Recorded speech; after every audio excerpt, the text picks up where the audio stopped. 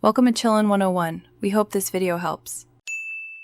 You start by confirming Outlook 365 and account access, then open a new message and go straight to options. Click Use Voting buttons and pick a preset like Approve, Reject, or Custom to type options separated by semicolons. Explain why votes matter in the message body and set a clear deadline so recipients know urgency. Once done, add recipients and a concise subject. Make sure you don't forget to enable voting before you hit send, because votes attach only with the sent message.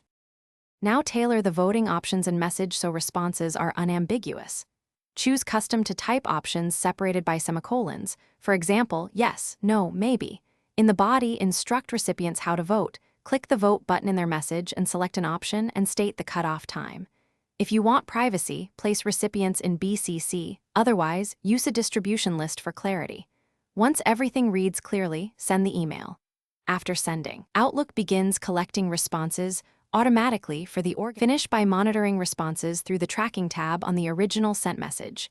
This shows responder names and counts so you can verify results.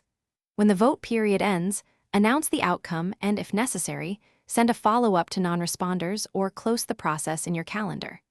If you see 0 replies, make sure recipients open the message in Outlook or Outlook on the web, because some email clients don't support voting buttons. If that's the case, ask for a manual reply to record votes. Thanks for watching. Consider subscribing if we helped you.